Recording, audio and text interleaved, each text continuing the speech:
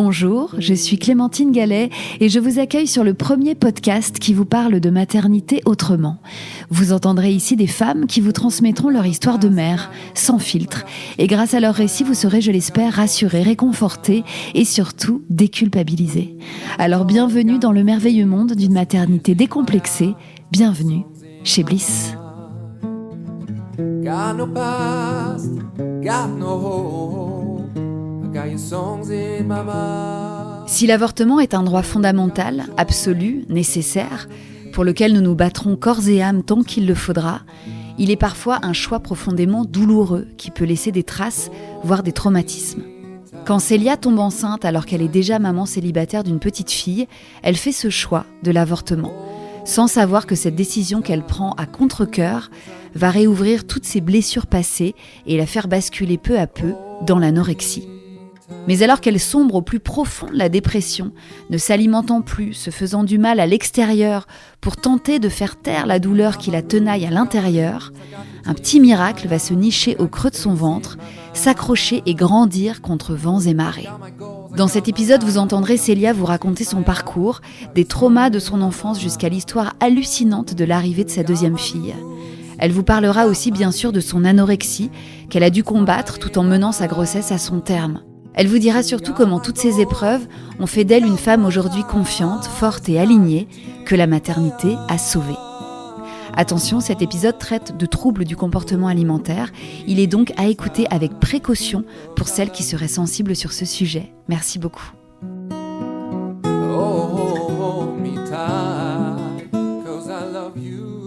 Bonjour Célia. Bonjour Clémentine. Alors, je vais te demander de te présenter, de me donner ton nom, ton âge, d'où tu viens, de qui est composé d'âge.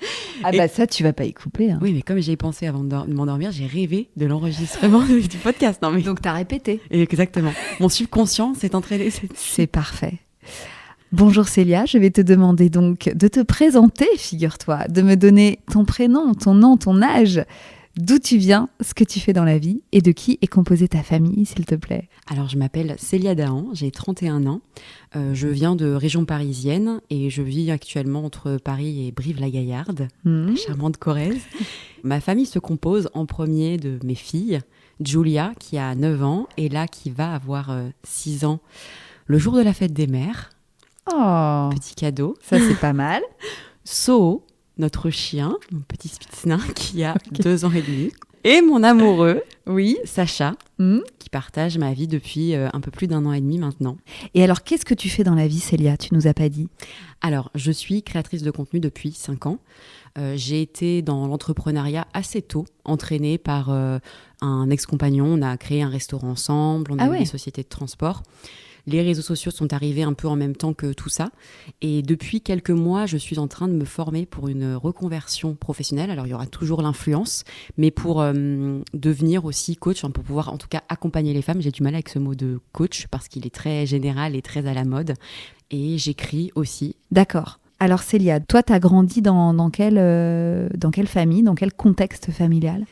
Alors moi, j'ai un contexte familial qui est assez complexe, compliqué. Ouais. J'ai pas eu une enfance facile. Je viens d'une famille où on est 5 sœurs, 5 enfants, Waouh, des filles. 5 sœurs. Ouais. Et toi, t'es la numéro combien ? Numéro 2. Ok. Numéro 2, mais je dirais qu'on est un peu ex-aequo avec la numéro 1. Enfin, on s'est beaucoup occupé toutes les deux de nos petites sœurs. Des 3 petites. Voilà. Et on avait un papa différent. Alors, c'est ce que j'allais dire, c'est 5 sœurs de combien de pères ? De 2 papas. D'accord. Donc l'aîné d'un père, voilà. Et les 4 autres d'un autre ? Voilà. Ok. Mais alors ça, je l'ai appris quand j'avais 12 ans, parce que jusqu'à mes 12 ans, je pensais que ma grande sœur et moi avions le même père. Ok. Voilà. D'accord. Et le secret a été révélé Je l'ai su à 12 ans, une semaine avant que je parte vivre chez celui que je pensais être mon père. En fait, ma mère rencontre Monsieur A. Oui. C'est son premier amour. Oui. Ils se séparent. Elle rencontre Monsieur B. Et ils ont un enfant. Ça va pas très bien avec Monsieur B. Donc ils ont ta grande sœur. Exactement. Okay. Ils ont ma grande sœur. Ça va pas très bien. Elle revoit Monsieur A à une occasion, ou sûrement, très peu. Ok. Elle apprend qu'elle est enceinte. Elle n'est pas vraiment sûre si c'est Monsieur A ou Monsieur B. Dans le doute, étant donné qu'elle vit avec Monsieur B, elle dit à Monsieur A, voilà, je suis enceinte, c'est probablement ton enfant, mais on ne dit rien, ce n'est pas sûr. Elle accouche. Monsieur B s'en va quelques mois après.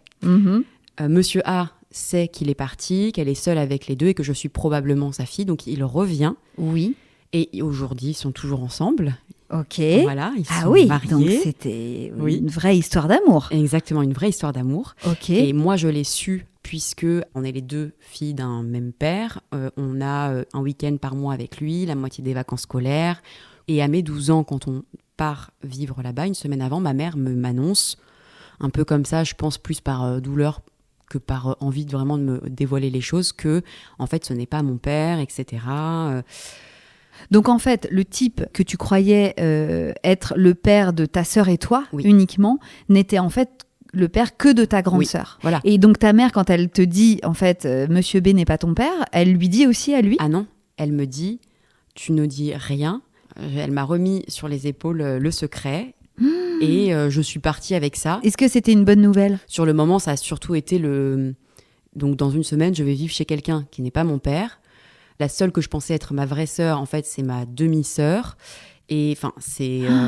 En fait, sur le fond, ça changeait pas grand-chose parce que de toute façon, mon père, j'ai toujours grandi avec lui. Enfin, on avait une relation très forte, etc. C'était surtout sur moi, le fait de me dire, je pars... Toutes les bases, en fait, sont remises à plat. Je suis partie 3 ans et en fait, ça s'est pas très bien passé. Mais pourquoi partir 3 ans tout d'un coup, là, alors que vous ne le voyez qu'un week-end sur 2 ? Parce que le contexte de vie et d'enfance que j'ai connu était pas simple. Voilà, c'était très restrictif, très cadré et en fait très peu de place pour le soi, pour l'individuel. C'est-à-dire qu'on était un maillon d'une chaîne, un maillon d'une famille nombreuse et penser pour soi, penser à soi, c'était égoïste, strictement. Donc c'était, je suis pas Célia avec mon âge et l'évolution qui correspond à mon âge. Je suis Célia la grande sœur. Et donc, il faut pas sortir, il faut pas... D'accord. Ok, donc finalement, c'était pas si mal d'aller chez Monsieur B. Exactement. Alors à ce moment-là, c'était la promesse de liberté. Ouais. Un ordinateur dans la chambre. Alors je dis que c'est anecdotique. Ah oui. C'était, on va pouvoir avoir une autre vie, surtout que on changeait complètement de rythme de vie. C'est-à-dire que... dans ma famille, c'était on recevait personne, on n'avait pas de famille à proximité, donc on était un peu en huis clos.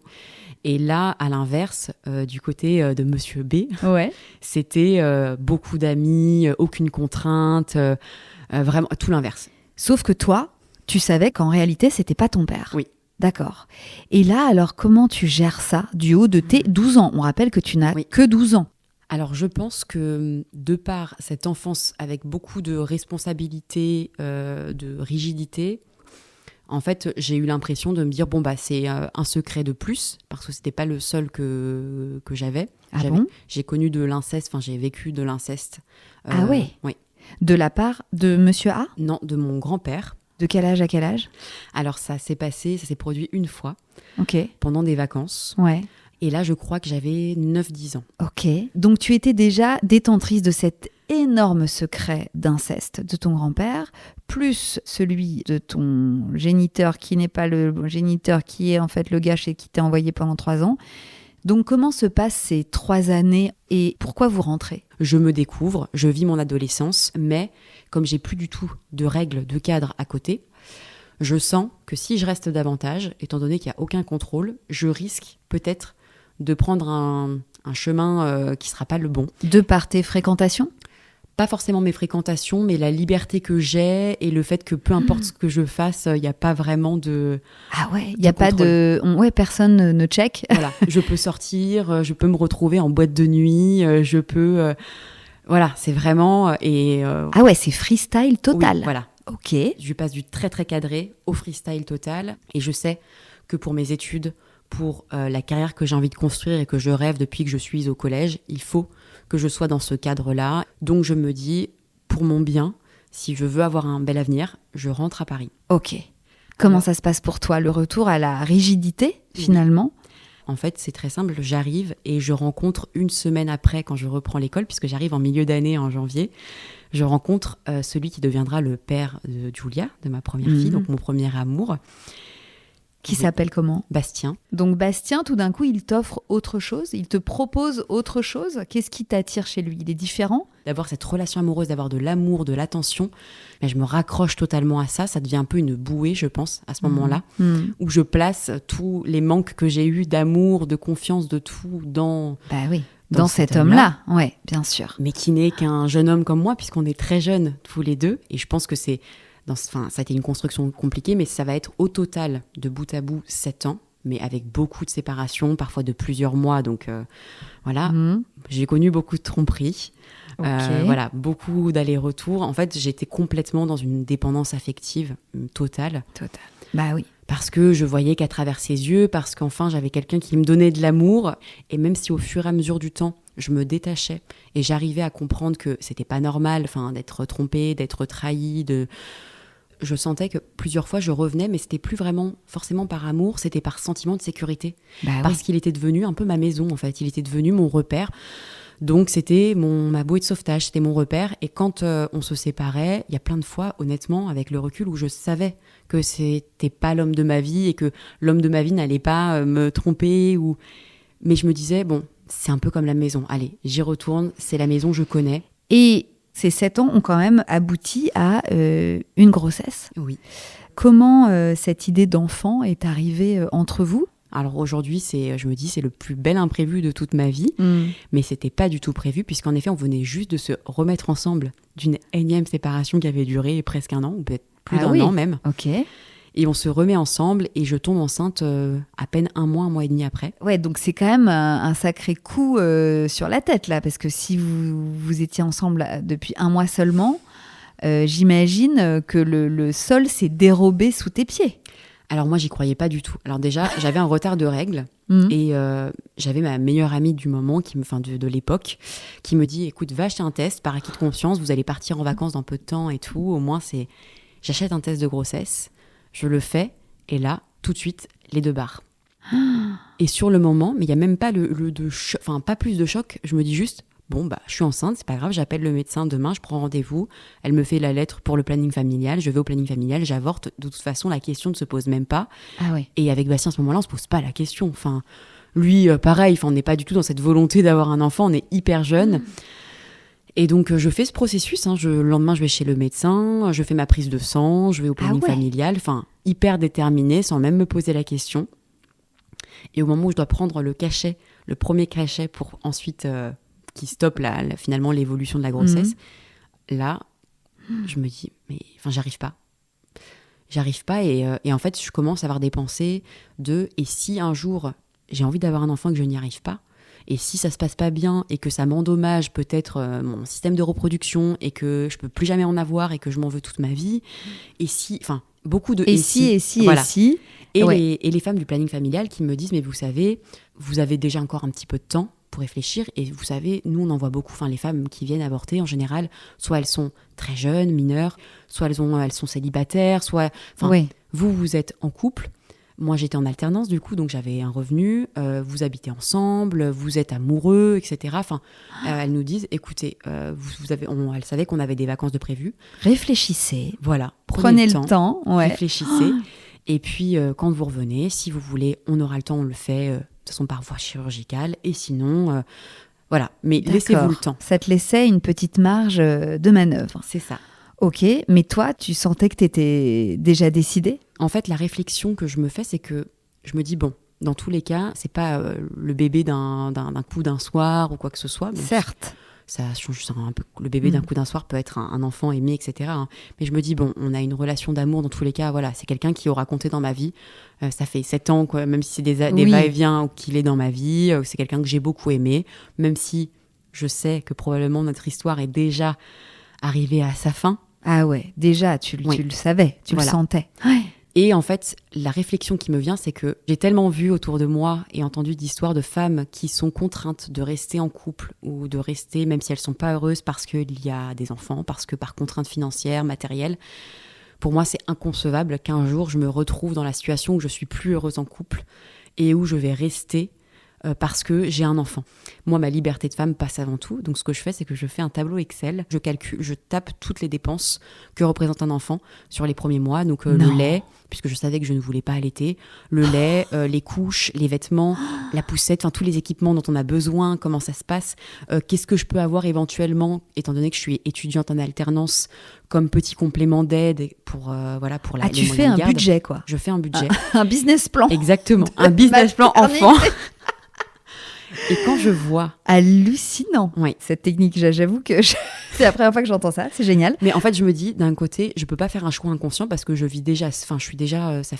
21 ans, ça fait 4 ans que je vis seule, je sais que c'est pas évident. Et quand je vois, en fait, que même si on se sépare, je suis capable d'assumer cet enfant seul, je me dis, ok, puisque dans tous les cas, je me suis rendu compte que, en fait, physiologiquement, viscéralement, j'avais du mal à mettre fin à cette grossesse. Donc je me dis, bon, on y va. Donc là, tu avais décidé que tu garderais cet enfant. Oui. Comment Bastien a-t-il pris cette nouvelle ? Alors, je peux pas parler à sa place, mais à mon avis, et dans le temps de vie commune qu'on a eu, je contrôlais tellement tout, je m'occupais de tout, la maison, le rangement, qui savait, mes études, etc. C'était tellement cadré qu'il pouvait se reposer sur moi sans trop de difficultés. Mais est-ce que toi, tu l'envisageais comme père aussi de ton enfant ? C'est rentré dans l'équation ou à peine ? Bien sûr que si. Je savais que ce serait un bon papa, parce que dès la grossesse, même si je pense qu'il s'est laissé entraîner avec moi, il n'était pas contre. Je savais qu'il allait faire ce qu'il fallait au moment venu. Et alors, ça s'est confirmé, ça ? Une fois que vous aviez acté le truc, est-ce qu'il a été présent ? Je dirais que c'est un très bon papa, mais que pour la grossesse et le début, j'ai beaucoup géré toute seule. D'accord. Alors, comment s'est passé ce début de grossesse, justement ? Parce que là, du coup, tu rentres de vacances avec la décision que tu vas garder cet enfant. Oui. Tu as 21 ans ? Oui. C'est ça ? Donc, c'est quand même là, tu t'embarques dans un truc qui n'était pas du tout prévu au programme, avec un budget, certes, mais quid du reste ? C'était quoi ton plan ? En fait, c'est simple. À partir du moment où je me dis « Ok, on y va », je switch en étant trop contente. Voilà, en me disant « Ok, là, en fait, maintenant, c'est dingue. Je vais avoir un bébé. » J'ai la chance quand même que cette grossesse se passe hyper bien. J'ai pas de nausées, j'ai pas de maux de grossesse à part la grosse fatigue qu'on a sur les 3 premiers mois. Mais une fois ces 3 premiers mois passés, ça part complètement. Et du coup, je suis hyper en forme. Je mets au courant ma tutrice en entreprise. Je mets au courant l'école. On regarde. Alors, ce qui tombait très bien, c'est que j'accouchais fin février, que les premiers examens étaient quelques jours après l'accouchement. Et pour la partie du travail, en fait, c'est pareil au niveau des congés. Et j'ai eu beaucoup de chance parce que je suis tombée dans une entreprise vraiment géniale, puisqu'en alternance, ça aurait pu être compliqué. Mais en fait, j'ai poussé jusqu'au bout au niveau des cours, etc. Parce que je me sentais bien. Et parce que de toute façon, j'étais tellement dans ma tête destinée à... je m'étais mis en tête que voilà, il faut que j'y arrive. Il faut que je puisse passer mes examens. Il faut que ça se passe bien. Il faut que je puisse... donc 10 jours après, j'avais mes premiers examens. Il faut que je puisse y être. Tout était calibré au millimètre près, Exactement. J'ai l'impression. Oui. Comment tu gérais justement ce rapport à l'hygiène de vie ? J'avais une très bonne hygiène de vie. En fait, je pense que j'avais un peu une vie déjà de trentenaire et quand même une image de parents. Mes parents sont des personnes très saines, qui font du sport. Ma mère fait toujours aujourd'hui du sport, énormément de sport. Garder la ligne, très important. Être beau aussi bien à l'intérieur qu'à l'extérieur. Être un peu parfait. Elle faisait des régimes, ta maman, quand tu étais petite ? Alors oui, ma mère a un rapport à son corps, à l'alimentation, etc. Très compliqué. Je l'ai rarement vue se faire plaisir sur de la nourriture. Encore aujourd'hui, je sais qu'elle fait pas 3 repas par jour, mais je crois qu'elle saute le repas du midi. Je l'ai toujours vue avoir ce rapport à l'alimentation je mange pas beaucoup. Oui, c'est ça, un rapport restrictif. Complètement. Qui est pas du tout dans le plaisir, quoi. Pas du tout. Ouais, très restrictif. D'accord. Et donc toi, quand ta grossesse démarre, comment ça se passe ça pour toi ? Ce qui va être très compliqué tout de suite, c'est que comme je me suis pas préparée à avoir un enfant, j'ai pas eu cette période sûrement avant où on se dit ok, je vais avoir un enfant, je m'intéresse à la grossesse. Moi, c'est tellement loin de moi que je me retrouve enceinte et là, ça va être très compliqué. Parce que je me retrouve avec un corps de femme plus, j'ai envie de dire, c'est-à-dire non seulement une femme, mais une mère, un corps de mère. Et oui. Et je pense que toutes ces relations avec ma mère, le rapport au corps, de voir mon corps changer très rapidement. Alors je crois dans les 4-5 premiers mois, j'ai des vergetures sur ma poitrine. Et là, je me souviens que je le vis très très mal. Je me mets à pleurer parce que je me dis j'ai 21 ans. Et pour toute ma vie, j'ai déjà des traces sur mon corps.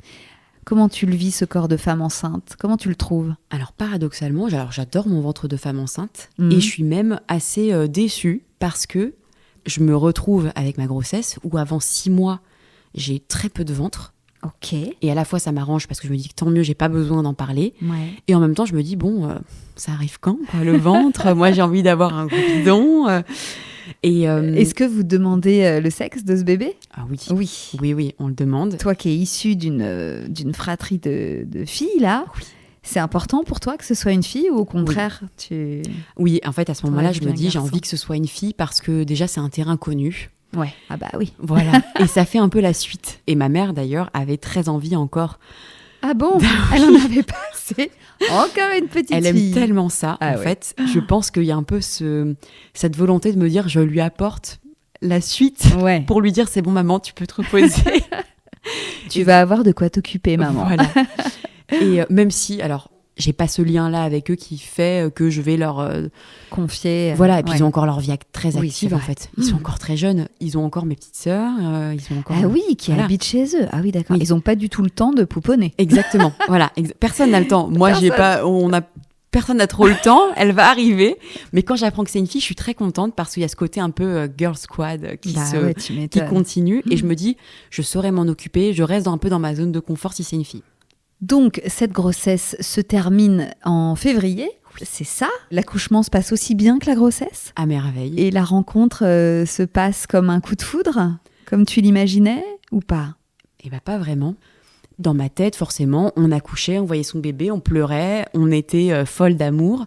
Et moi, j'accouche et je suis trop contente, mais je suis contente de rencontrer cette inconnue, en fait, parce que c'est une inconnue.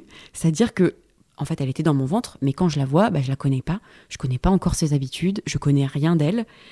Et un peu dans la nuit, j'ai l'impression que ce moment de la nuit, les premières nuits à la maternité, où on est toutes les deux, en osmose, où c'est silencieux, je crois que c'est le moment où je tombe en amour. En fait, je me revois cette première nuit, où en fait, elle est à côté dans son berceau, mais je me dis, mais elle peut pas rester à côté. C'est comme si j'avais mon cadeau, et que là, elle est à côté. Non. Donc, je la prends avec moi.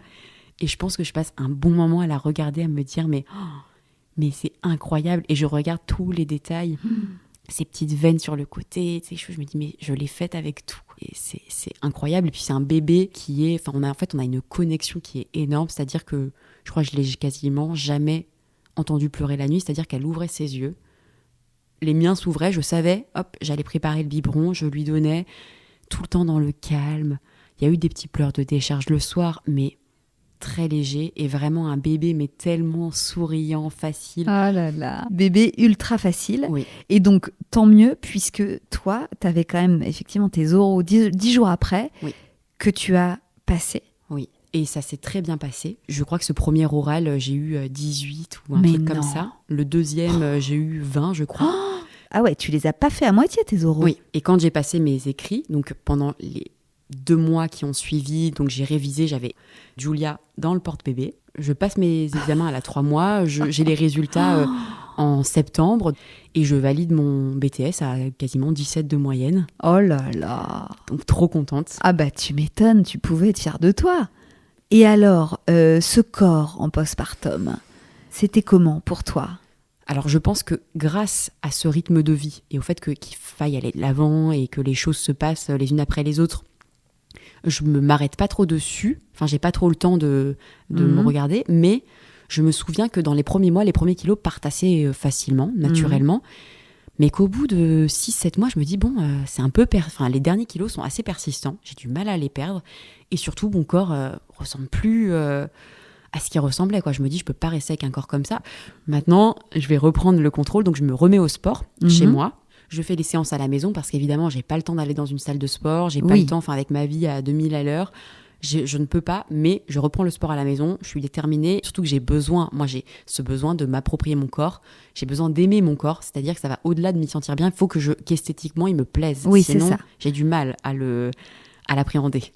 Oui, il faut que le reflet dans le miroir, il corresponde à ce que tu as envie d'y voir. Complètement. Et je réussis à retrouver un corps, je dirais à peu près au 1 an de Julia. Donc au bout d'1 an, tout est rentré dans l'ordre. Tout est rentré dans l'ordre sur mon corps. Sur ton corps, mais je pense qu'il n'y a pas de hasard d'ailleurs. Je vois bien que sur la relation amoureuse, on est au bout. Je me revois dans la chambre venir l'engueuler dans le salon parce qu'il jouait à la PlayStation en réseau avec ses copains, qu'il était tard, que j'arrivais pas à dormir parce que du coup il parlait dans son casque et qu'il y avait Julia qui dormait et que j'allais me réveiller pour le biberon et j'allais voir en disant c'est bon, enfin maintenant stop.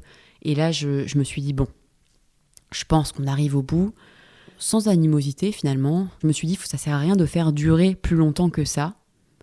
Autant se séparer proprement parce que ça c'était hyper important par contre. Oui. Étant donné que j'avais connu moi, l'enfance avec des parents séparés, mais un contexte très conflictuel, ça a toujours été important encore aujourd'hui que les relations soient saines entre parents. Ouais, et apaisées en tout cas, que ce soit pas la guerre. Oui. Ok, donc là tu te retrouves toute seule avec ta petite fille de 1 an. Est-ce que finalement de l'avoir anticipé, ça te permet aussi de retomber rapidement sur tes pattes, comme on dit ? Alors en fait, comme dans ma tête, c'est complètement anticipé et déjà, mon cerveau a fait le deuil de la relation depuis très longtemps. Honnêtement, c'est juste une suite logique presque de ce qui doit se passer. Et la personne avec qui je me remets très vite, c'est quelqu'un que je connais aussi depuis que j'ai 15 ans. Ok. Et pendant ces 7 années où j'ai été avec Bastien, c'est arrivé plusieurs fois qu'on se sépare, comme je disais, parfois très longuement. Et on s'est mis ensemble quelques fois. Mais alors, ça a toujours été très rapide. Hein. On peut connaître son prénom ? Olivier. Ok. Et là, alors, qu'est-ce qui a fait que tu l'as considéré sur du plus long terme, finalement ? Et bien là, ce qui se passe, c'est que j'ai Julia, qui a 1 an. Et moi, cette problématique des hommes, cette peur de la confiance dans les hommes, fait que je me pose la question, mais en fait, je pourrais jamais faire rentrer quelqu'un d'autre que le père de ma fille dans sa vie, parce que j'aurais trop peur qu'il s'en prenne à elle. Enfin, qu'il lui fasse quelque chose, qu'il la touche, qu'il... Et oui, il y a ça aussi, comme trauma latent. Exactement. Pour moi, les hommes sont un peu tous des prédateurs. Et je me dis, le seul en qui j'aurais confiance, je crois, c'est Olivier. On se met très vite ensemble. Et au bout de, je pense, 3-4 mois, on déménage, on prend un appartement ensemble. Ça part au quart de tour. Toi, tu te sens amoureuse ? Les 6 premiers mois, c'est la lune de miel. Vraiment la personne idéale. C'est-à-dire, il est hyper présent, très... c'est un soutien. C'est la première fois que j'ai quelqu'un enfin sur qui je peux me reposer concrètement sur des choses concrètes d'organisation, de vie, de rythme. Il est génial avec Julia. Et d'un coup, je découvre un peu le fait d'être épaulée. Je crois que ça me fait vraiment du bien, ça. Ah ouais.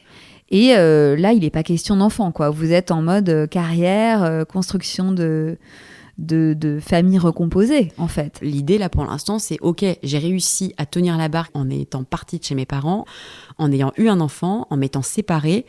Et sauf qu'en fait, je tombe enceinte très rapidement. Comment vous accueillez cette nouvelle ? En fait, c'est un peu rude parce que je me dis, ça fait beaucoup. Parce que je suis devenue maman, donc je sais ce que c'est que d'avoir un enfant, de porter la vie. En même temps, j'ai ce truc très réaliste de me dire, OK, on vient juste de se mettre ensemble. Bah ouais. Et j'ai pas envie, surtout ce qui me fait le plus peur, c'est l'image que ça peut renvoyer. Est-ce qu'on va pas se dire, mais attends, elle a eu un premier enfant, elle faisait ses études, là elle se met avec un autre, paf, elle repond un gosse.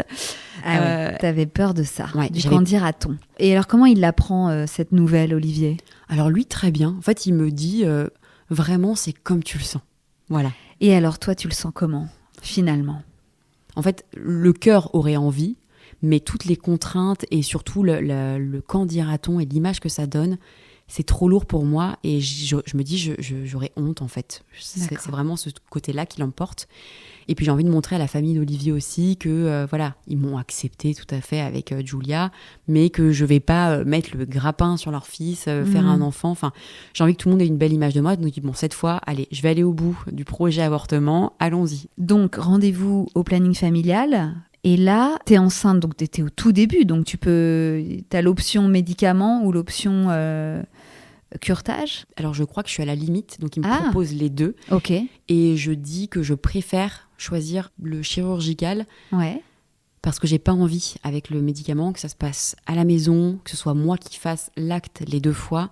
Je me dis, en fait, avec la méthode chirurgicale, au moins moi je suis endormie. Ouais. Je vois rien, j'entends rien, je m'endors, je me réveille, c'est terminé et voilà, la vie continue. Dans quel état tu es psychologiquement là ? Tu suis le cap, t'es toujours dans cette détermination ou tu te sens fragile dans ta décision ? Là, je sais que je suis fragile dans ma décision parce que en fait, c'est un peu le cœur et la raison. En fait, oui. La raison me mène à l'avortement, mais le cœur me voilà. Mon cœur de maman n'a pas envie parce que je me dis, bon, là, je vais sacrifier mon bébé pour ma carrière sur l'autel du qu'en dira-t-on. C'est vraiment ça, en fait. Est-ce que Olivier est avec toi ce jour-là ? Il t'accompagne à l'hôpital ? Alors, en fait, ça commence 2 jours avant, déjà, parce que je dois prendre quand même un premier cachet à la maison pour stopper la grossesse. Et au moment où je le prends, en fait, c'est comme si on m'éteignait. C'est-à-dire qu'on appuie sur un bouton, en fait, je m'allonge dans le lit, je prends le cachet et je ferme les yeux. Et en fait, je me mets dans une bulle, je parle plus. Et du coup, il s'inquiète parce qu'il voit que je réagis plus, il essaie de me faire réagir, je parle pas, je suis là, mais je suis plus là. Donc, il finit par appeler mes parents, appeler les pompiers. Ah ouais. Parce que quoi, t'es complètement inerte ? Je réagis plus. Je fais une sorte de dissociation, j'ai plus envie d'être là, donc je m'éteins complètement. Ah Et je me souviens quand les pompiers viennent, ils me pincent les ongles, enfin c'est ce qu'on fait pour te faire réagir. Voilà, mais même ça, tu sens pas la douleur ? Peu importe la douleur, c'est la douleur à l'intérieur que j'ai est tellement forte que j'ai pas envie de vivre ce moment. Mon cerveau se bloque. Ouais. Donc je vais on m'emmène avec les pompiers. Je passe la nuit aux urgences. Je ne dis pas un mot, donc j'ai un psychologue qui vient me voir. On me donne des anxiolytiques, je pense, des choses qui sont censées détendre, etc. Donc j'y passe la nuit, mais je parle toujours pas et je finis par ressortir le lendemain matin. J'ai toujours pas parlé. Je rentre chez moi. Je recommence à parler en fait en fin de journée, la veille de l'intervention. Et le lendemain, j'ai rendez-vous très tôt. Je crois que j'ai rendez-vous à 7h à l'hôpital ou quelque chose comme ça. D'accord. Et quand je suis là-bas, alors en fait, je me dis dans ma tête, ne pleure pas. Et au moment où le brancardier vient et m'emmène, là, je commence à pleurer déjà quand je suis dans le bloc. Là, je pleure, mais toutes les larmes de mon corps. Et au moment où ils m'endorment, où ils me mettent le masque, je suis en train de pleurer. Et au moment où je me réveille, j'entends la phrase « ça y est, c'est fini ».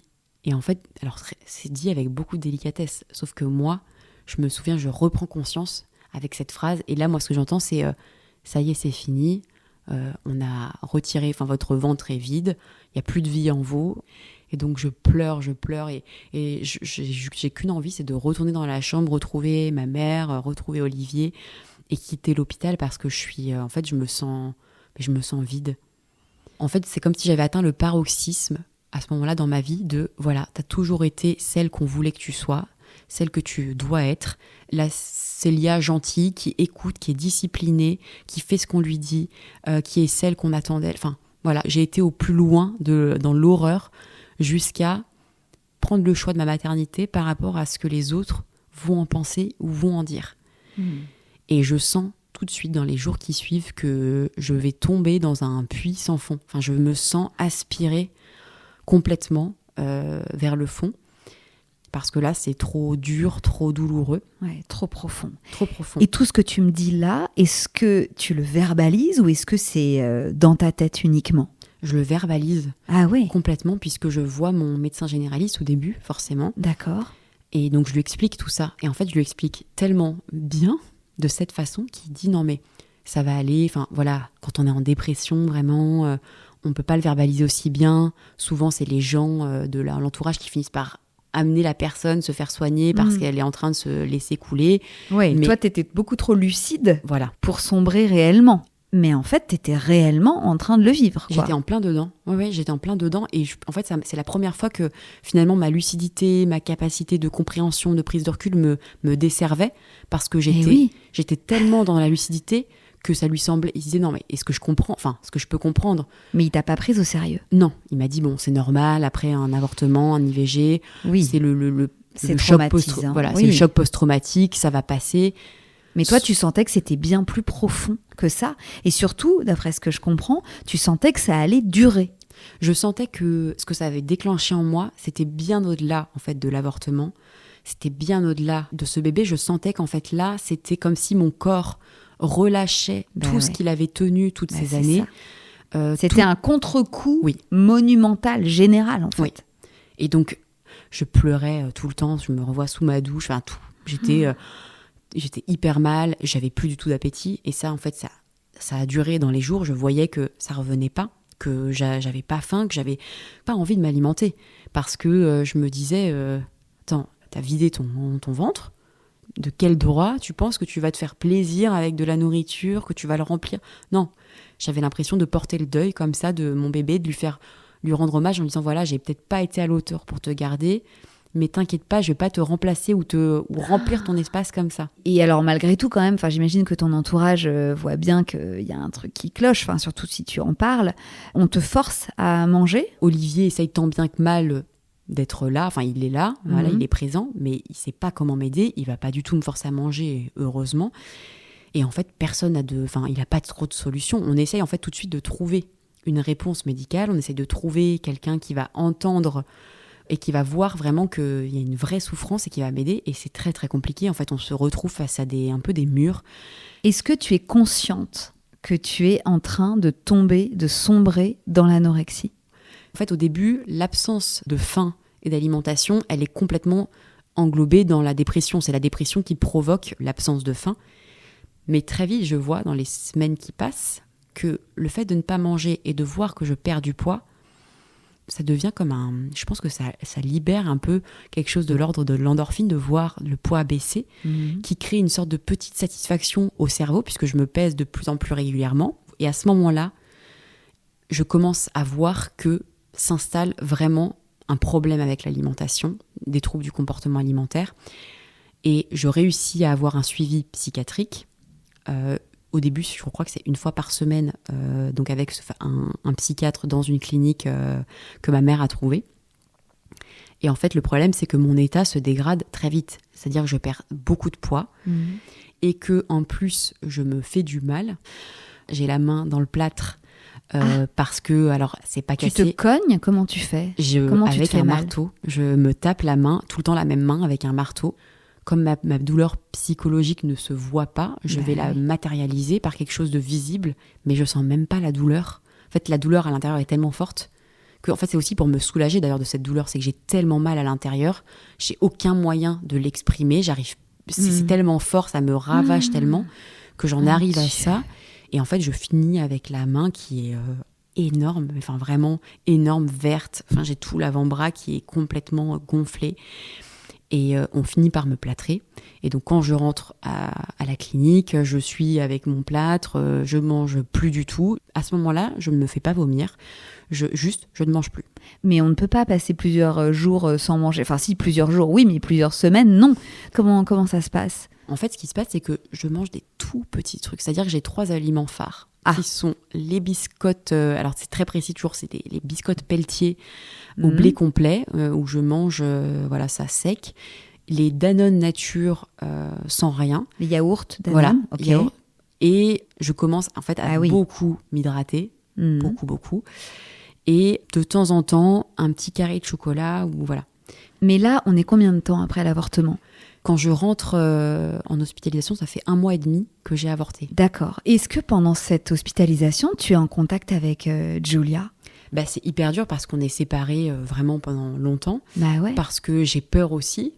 Parce qu'en fait, je ne sais pas vers quoi je vais, mais je sens que c'est grave. Je vois que c'est grave, je vois que mon état est pas... En fait, que mon état ne me permet pas d'être la maman que je suis normalement. Ouais.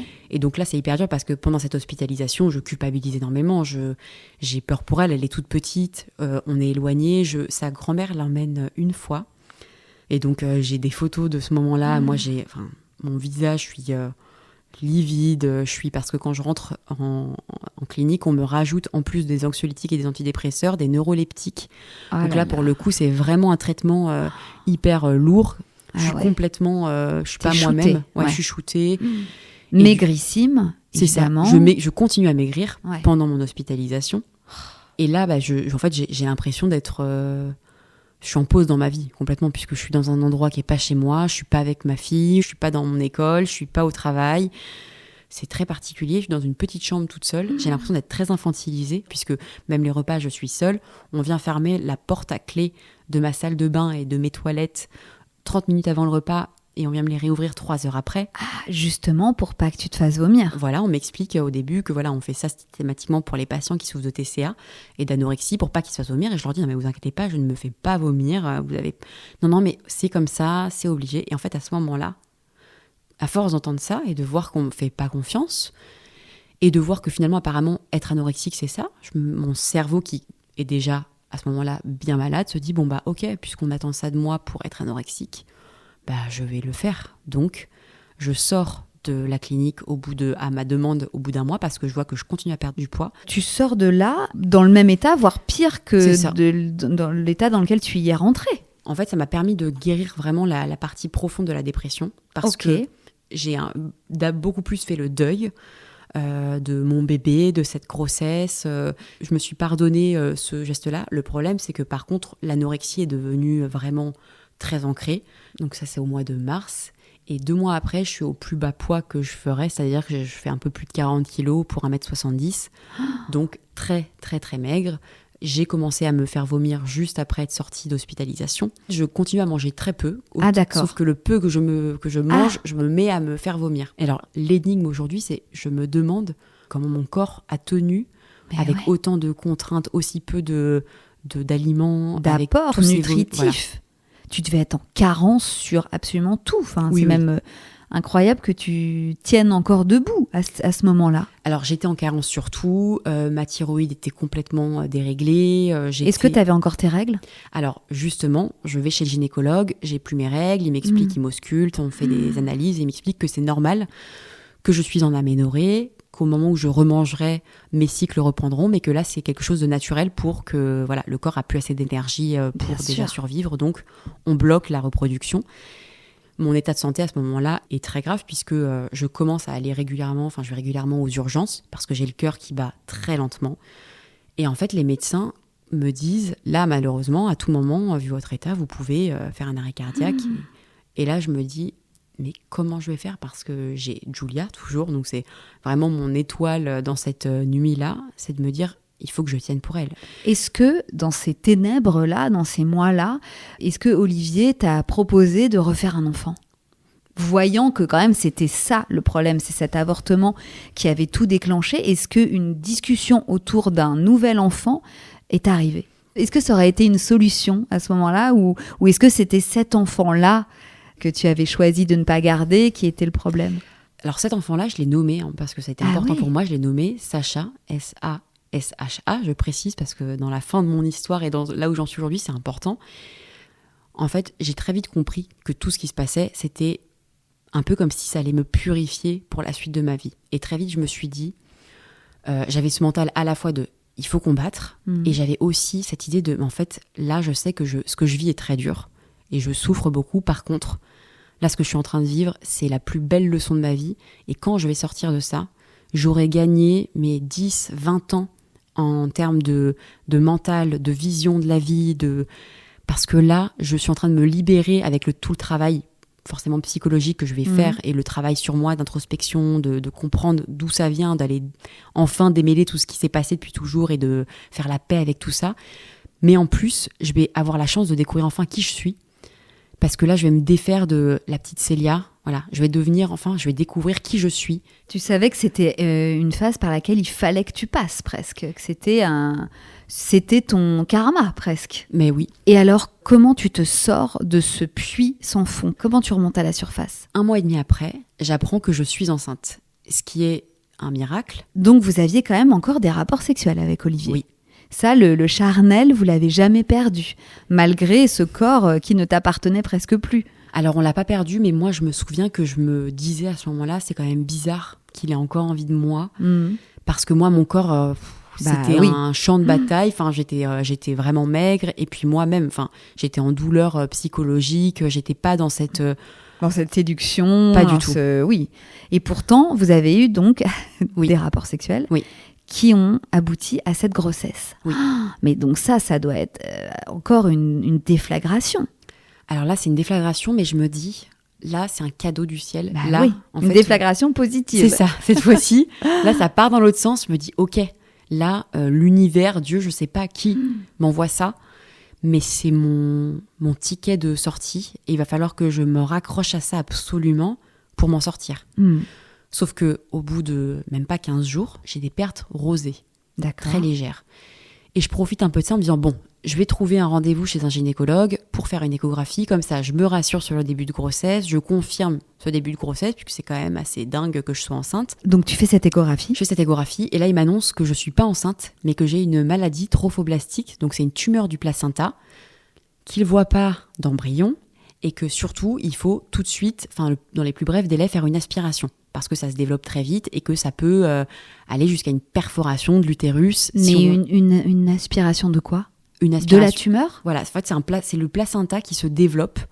Mais pas avec un embryon à l'intérieur. Il peut y en avoir un, mais moi, il me dit que là, il y a deux formes. Il y a une forme totale, donc du placenta, et une forme partielle avec un embryon et un placenta. Mais dans tous les cas, cet embryon-là n'est pas viable. Donc, choc. Là, c'est redescente. Je me dis, je pensais que c'était un cadeau pour en sortir. Finalement, bah ouais.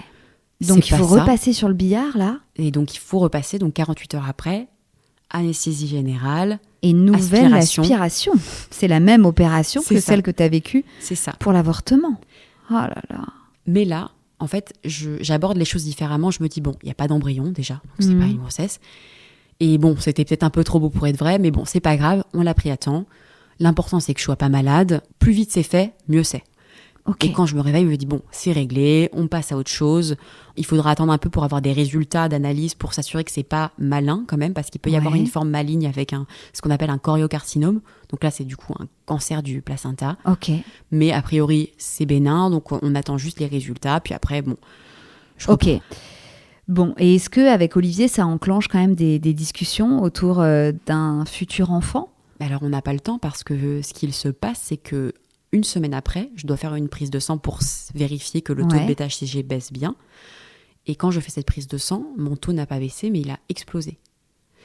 Sauf que, normalement, dans ce cas-là, s'il augmente, selon ce médecin, c'est que c'est la forme maligne, parce que ça veut dire que la tumeur se reforme.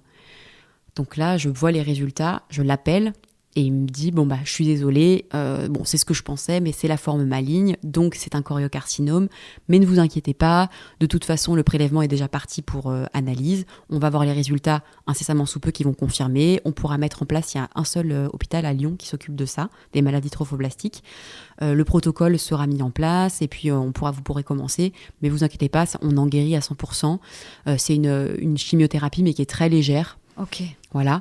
Et sauf que moi, à ce moment-là, je me dis, je vais mourir. Je me dis, je vais mourir parce que mon corps est très affaibli, je suis maigre. Je me dis, j'ai réussi à sortir de pas mal de choses. Mais alors là, s'il y a une chimiothérapie, je vois pas comment mon corps... par là-dessus, mon corps, il va... Ok, alors que disent les résultats ? 2 jours après cette annonce, ce médecin me rappelle et me dit, il faut venir en urgence au cabinet parce que j'ai eu le retour du laboratoire, ils n'ont pas assez de matière, donc il faut que vous repassiez, on fait une écho, que je vois si j'ai assez de matière pour reprélever tout de suite, ou s'il faut attendre un petit peu encore. Okay. Je reviens, écho, et là je vois tout de suite un sac, je reconnais, étant maman, je vois un fœtus, je vois... Non. Et là, il me dit, on arrête tout, il y a un fœtus, il y a un cœur qui bat... je sais pas comment c'est possible avec l'aspiration. Alors soit il n'était pas encore descendu, il était dans les trompes, soit c'est arrivé après, ce qui était impossible en termes de timing vu l'évolution du fœtus. Mais en tout cas, on fait plus rien. Par contre, je vous préviens, je pense que dans les 3 mois, la grossesse s'arrêtera. C'est sûrement du coup la forme partielle, donc avec soit un arrêt par fausse couche, soit c'est un bébé qui aura, un fœtus qui aura énormément de malformations, qui mourra par lui-même. Enfin voilà. Ah ouais, d'accord. Voilà, donc je sors quoi qu'il arrive, le scénario était catastrophique. Et je sors de là et je me dis, d'instinct, déjà je me dis, mais ça fait un moment que je me disais, mais c'est quand même bizarre, ce médecin bizarre. Et puis là, quand ça part dans tous les sens, je me dis, là c'est trop, déjà je sais que j'irai plus jamais le voir. Je prends rendez-vous au Kremlin-Bicêtre parce qu'ils ont une unité, je vais aux urgences et j'explique. Voilà, je leur explique tout le dossier depuis le début. Les 3-4 semaines qui se sont écoulées, je leur fais tout le scénario, ils me font une échographie, ils me font des analyses, ils me disent écoutez, nous, on voit pas de signe de maladie trophoblastique.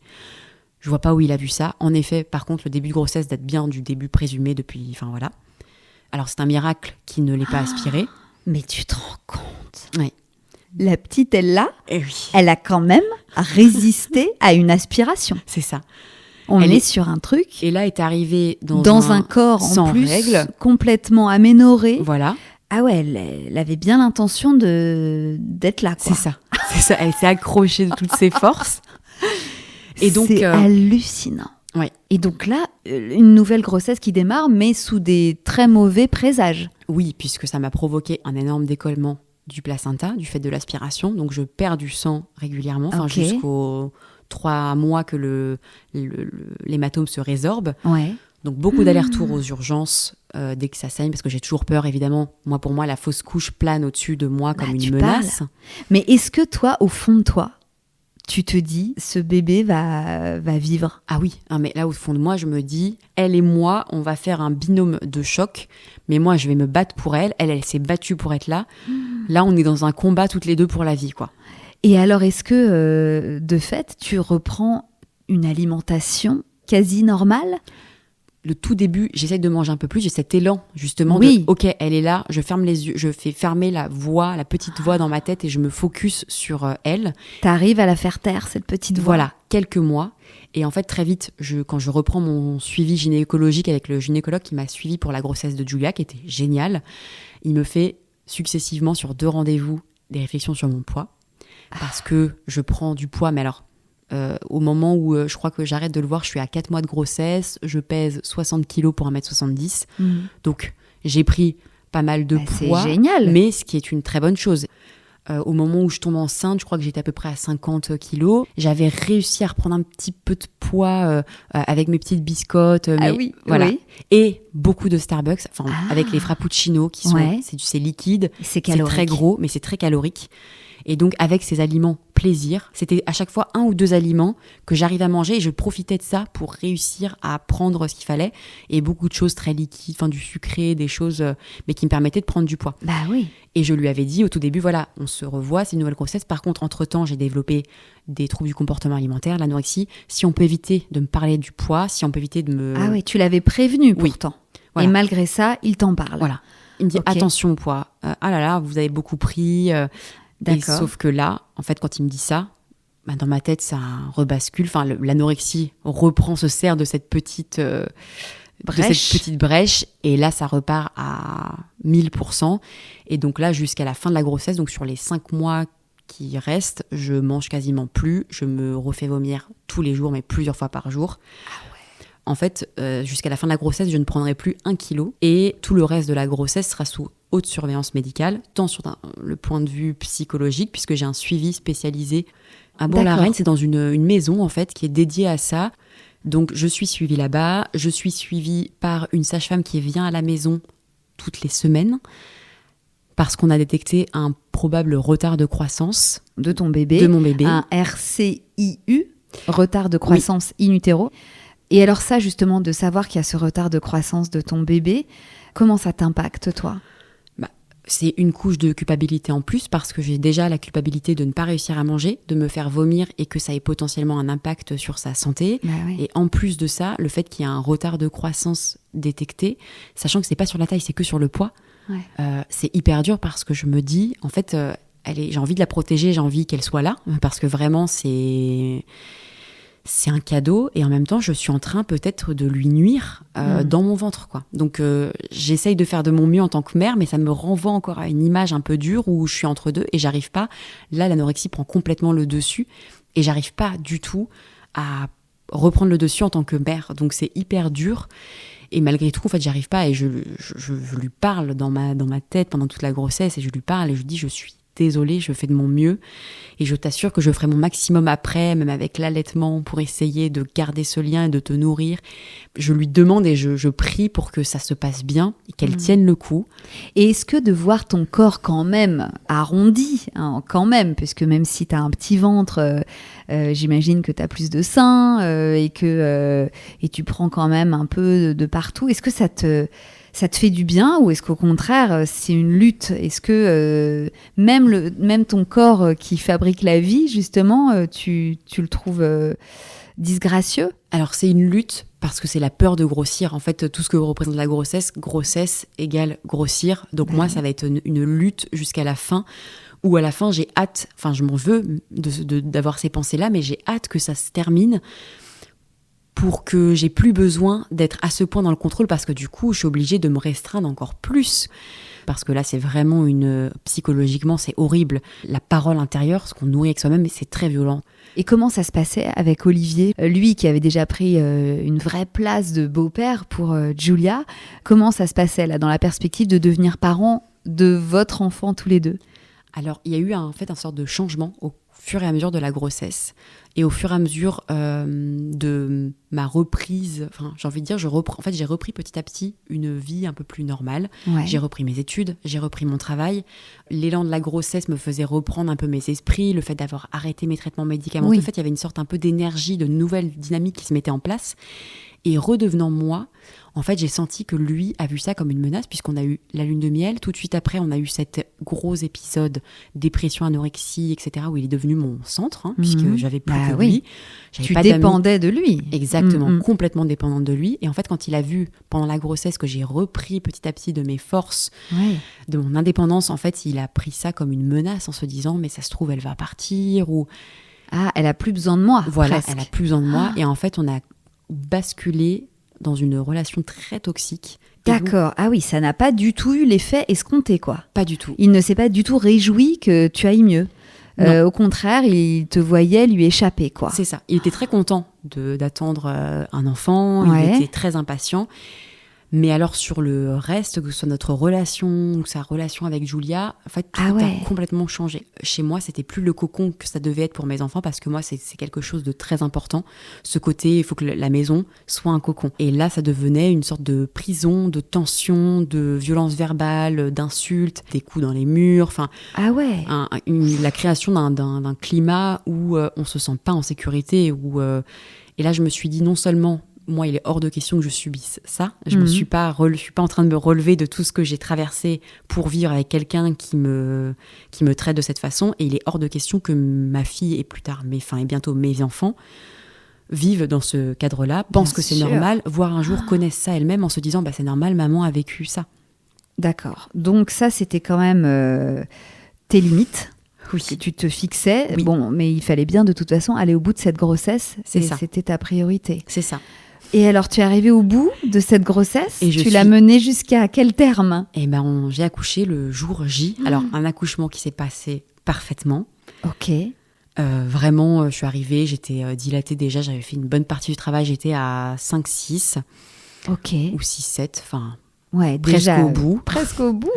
On m'a posé la péridurale et surtout... J'accouche d'un bébé de 3 kg 550. Mais non. Et en fait, on la pose sur moi et je la regarde et je me dis, mais ça, c'est pas un petit bébé. Je me suis dit, mais vraiment, c'est une force de la nature. C'est un bébé qui... Enfin, il n'y a pas d'autre explication. Franchement... Son histoire, elle est tellement dingue. C'est encore aujourd'hui, pour moi, s'il n'y a pas de hasard, il fallait qu'elle soit là. Bah oui, elle était là pour te sauver. Exactement.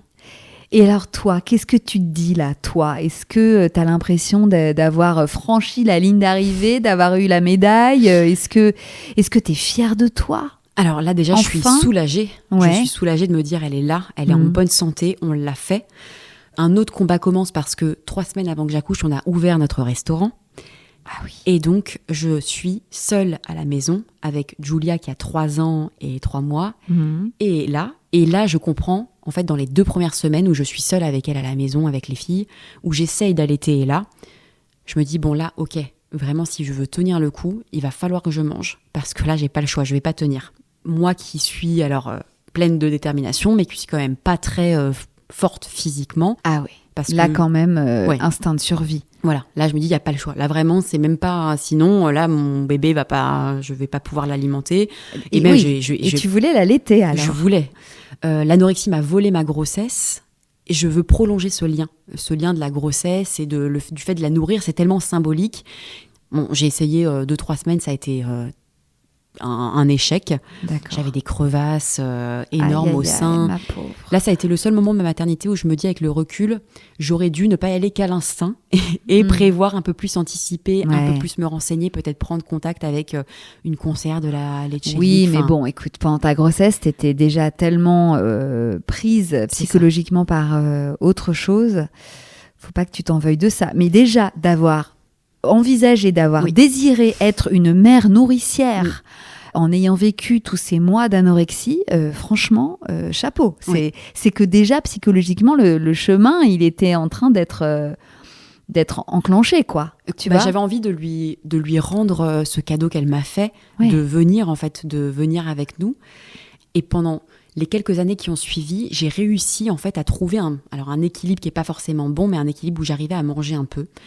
Mais c'est un équilibre où j'arrivais à être suffisamment en forme, à m'occuper de mes filles, à travailler. J'ai réussi à finir mes études. Donc voilà.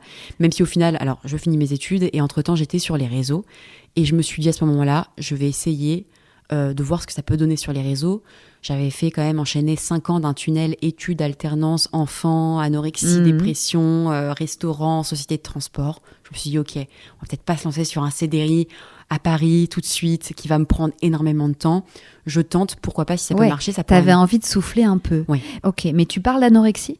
Alors à ce moment-là, j'exprime que je traverse quelque chose de difficile. D'accord. Je parle pas d'anorexie, je le ferai quelques mois après, où là, je vais faire, je me rappelle, sur 3 posts successifs avec des photos où je suis forcément très maigre et où sur 3 posts, je fais le déroulé de l'histoire de ce qui s'est passé. C'est ça. De ce que je traverse, de mon rapport à l'alimentation, à l'anorexie. Et en fait, pendant les années qui suivent, je vais en parler, mais sans trop rentrer dans les détails. Parce que le chemin, moi, j'ai encore besoin de faire mon chemin à moi, que j'ai fait jusqu'à aujourd'hui, finalement, depuis quelques mois, pour déjà être complètement guérie et me sentir légitime de pouvoir en parler complètement et d'avoir des clés à apporter, pas juste mon histoire. Comment tu dirais que tout ça a évolué et que tout ça a guéri ? Alors déjà, on s'est séparés avec Olivier une première fois un peu avant ses 1 an. Elle avait à peine 8 mois. On est restés séparés pendant à peu près 2 ans. On s'est remis ensemble quelques mois. On s'est reséparés. Donc il y a un peu plus de 2 ans maintenant. Et pendant ces années-là, en fait, il y avait une corrélation entre les crises plus fortes d'anorexie et les moments plus compliqués avec Olivier. Il y avait vraiment une sorte de relation toxique tripartite, moi, Olivier et l'anorexie qui s'était mis en place, où je décompensais avec l'anorexie, où c'était un peu ma béquille, l'élément qui me permettait de reprendre le contrôle. Et en fait, ce qui s'est passé, c'est qu'il y a 1 an et demi, je rencontre Sacha, un homme qui a 8 ans de moins que moi, qui vit à 500 km, qui m'écrit sur les réseaux. Ce qui me frappe tout de suite, c'est que je vois son prénom. Et c'est la première fois que je rencontre quelqu'un qui s'appelle Sacha, S-A-S-H-A. Et en fait, je sais pas, il y a quelque chose qui me dit qu'il faut que je réponde. Je me laisse porter un peu par tout ça. Et en fait, il s'avère que ce Sacha-là est le deuxième Sacha de ma vie qui va vraiment m'aider à finir ce chemin de guérison. Parce que, évidemment, j'ai fait un gros travail mental sur moi pendant toutes ces années. Mais il me manquait, je pense, une stabilité et un pansement après toutes ces relations amoureuses très compliquées. Et là, en fait, cet homme-là m'a complètement... il est sorti de nulle part. Mais avec un prénom qui n'est pas sorti de nulle part. Et donc, tu vis entre chez lui et... chez nous et chez moi. Vous. Oui, parce que du coup, les filles sont... Alors, elles vivent à Paris. Elles vivent à Paris. Donc, en fait, une semaine, je suis à Paris, donc dans mon appartement. Et une semaine, je suis à Brive. Et donc, je fais les allers-retours. Et pendant les vacances scolaires, la semaine où j'ai les filles, ou les 2 semaines pendant les vacances d'été, elles viennent à Brive. Et on est tous les 4. Et lui vient quand il peut, moins souvent bien sûr, mais quand il peut, qu'il a des moments off, il vient à Paris, à la maison. Oh là là. Et comment ça se passe avec les filles alors ? Et Sacha ? Mais ça se passe très bien. Tout le monde prend En fait, c'est vraiment l'exemple même de quand on lâche prise, quand on se fait confiance et qu'on est avec les bonnes personnes et que tout est sain, on laisse les choses se faire petit à petit et tout se passe bien, tout le monde se sent bien.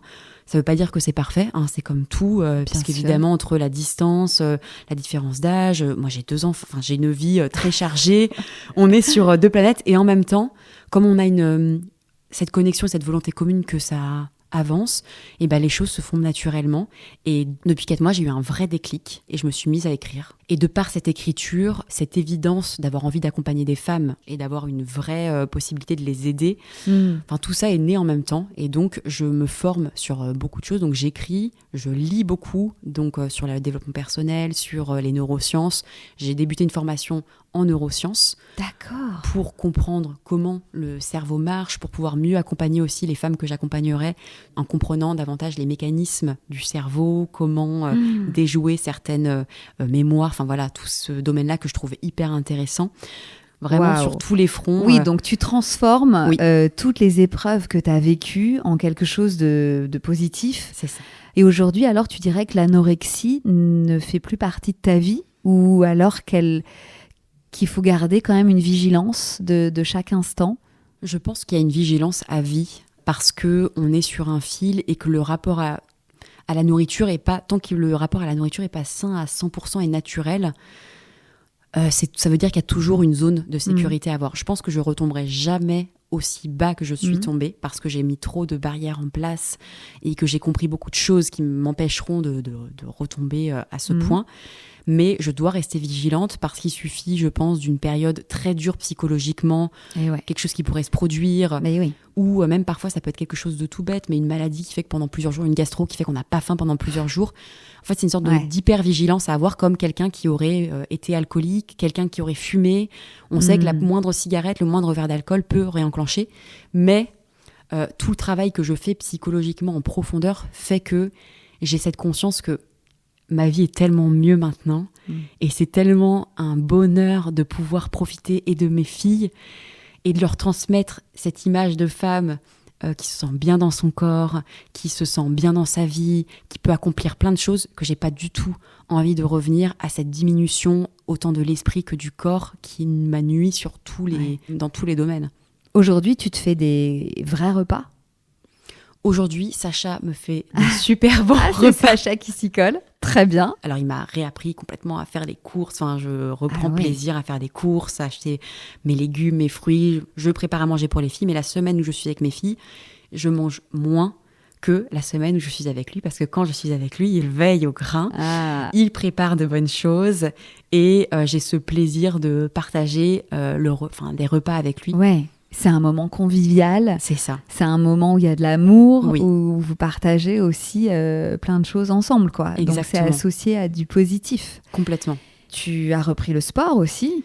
Oui, depuis 1 an, je fais régulièrement du sport et ça m'a permis de retrouver confiance, alors non seulement sur mon corps, mais surtout sur ma capacité de tenir, d'être rigoureuse, etc. Donc en fait, sur tous les plans de ma vie, j'ai repris le dessus, c'est-à-dire que je reprends des choses pour muscler mon cerveau par des formations, par de l'apprentissage, muscler mon corps en lui faisant du bien, lui apporter de la bonne nourriture, lui apporter de l'amour, lui apporter la satisfaction d'être une bonne maman.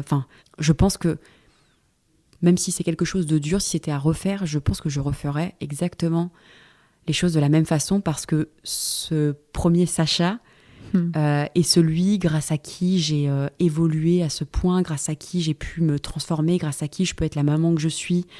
Je me suis pardonnée, je pense, quand j'ai commencé à écrire et que j'ai compris à quel point en fait ça avait été lié, à quel point j'ai démêlé tout ce qui s'était passé, tous les schémas. C'est là où je me suis dit, il est temps de laisser partir ce Sacha puisque un nouveau Sacha est là. Oui, c'est fou cette coïncidence des prénoms. Est-ce vraiment une coïncidence ? Je ne pense certainement pas. Écoute, en tout cas, Célia, merci infiniment d'avoir partagé tout ça avec nous, avec moi et puis avec toutes celles qui t'écouteront. Sois sûre que ton témoignage va arriver au bon endroit et aidera sûrement plein d'autres femmes qui sont peut-être dans ces difficultés-là, dans ces TCA ou toute autre forme de difficulté psychologique. En tout cas, tu es bien la preuve qu'on s'en sort. Oui. Et je suis tellement heureuse pour toi que tu aies rencontré cet homme qui a l'air de te rendre très heureuse. Donc, je vous souhaite tout le bonheur du monde. Merci beaucoup à toi. Vraiment. Donc, embrasse Sacha, embrasse Julia et Ella et belle vie à vous tous. Merci. Ciao Célia. Ciao.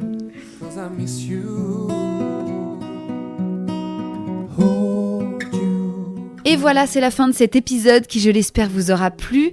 Depuis notre enregistrement, Célia et Sacha se sont malheureusement séparés. Mais cela n'enlève rien au fait qu'il ait été une personne ressource extrêmement importante pour elle dans son chemin vers la guérison. Célia a aussi sorti son livre « La petite voix dans ma tête » où elle retrace son parcours et son combat contre l'anorexie. Et je vous invite à vous le procurer si vous avez été touché par son histoire.